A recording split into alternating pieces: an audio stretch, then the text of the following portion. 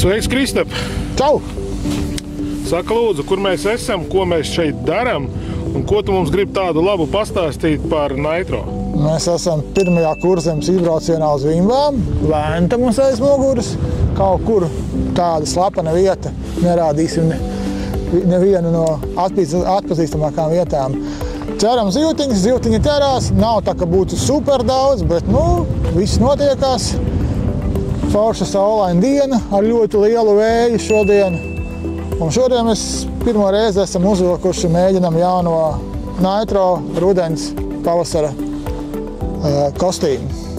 Pirmie iespēja ļoti ērts, labas piegrieznes, foršs, ūdens izturīgs rāvēslēdzējs, labas kabatas, ar iekškabatu ļoti laba.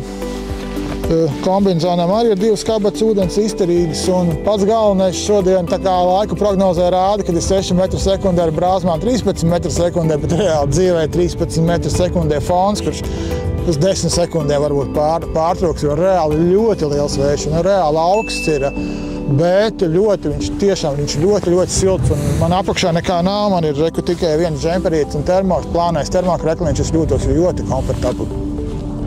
Bet kā tu domā, vai šādu kostīmu vajag katram makšķerniekam? Es domāju, noteikti tas, kurš dodas uz copīti rudenī un pavasarī, noteikti viņš ļoti labi noderēs. Vējau, lietu, viņam diezgan augsts ar ūdens izturību, un pats galvenais ļoti foršas ir piedurknītes. Viņas ne tikai manžet, cik esmas lietas laikā neļaus ūdenim tecēt iekšā, bet tie ir rokas saules, tad varat šitā izdarīt. Pusroka jums ir siltumā. Superīgi. Liels prieks, ka mums ir tāds atbalstītājs. Un ko mēs darīsim tālāk aprīlī, pastāst mums.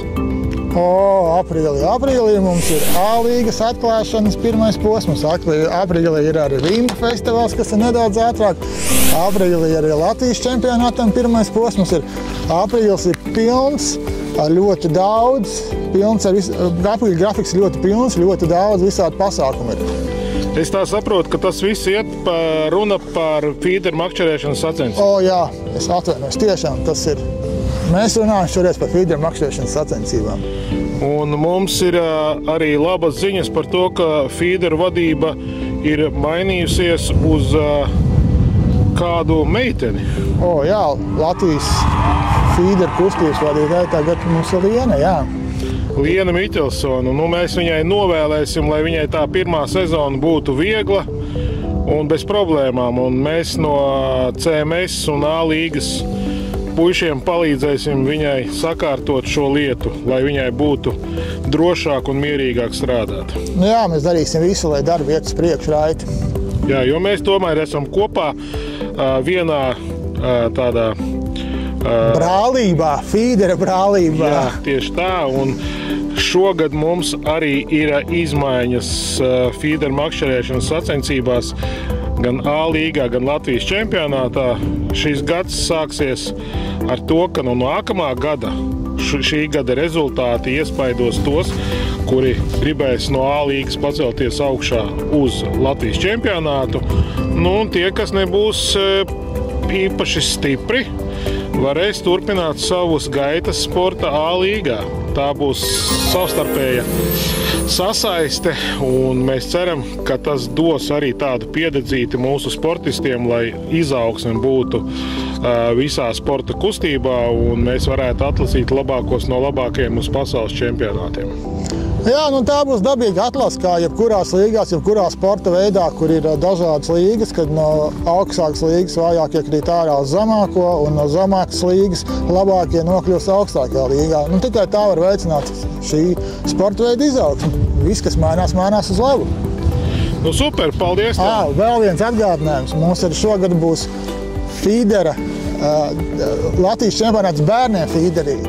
Visi, kas vēlas piedalīties, ļoti lūdzu pieteikties pie manis vai pie Edvarda. Un būs divas vecuma grupas, būs interesanti īstenībā. Bet mēs jau uztaisīsim atsevišķu raidījumu arī tieši kas būs veltīts bērnu sacensībām. Tieši tā, jo bērnu mūsu nākotne, kā jebkurā lietā, sportā bez jaunās paaudzes nekur nevar iztikt. Tā kā tiem, kam interesē makšķerēšanas sports, bērnu Latvijas čempionāts makšķerēšanā ar feederī, droši vien jūs varat pieteikties pie mums mūsu sociālos tīklos, Facebook, CMS vai TikTokā un dodiet ziņu. Mēs drīz sāksim aktivitātes. Paldies visiem un gaidam jūs pie ūdeņiem! Čau!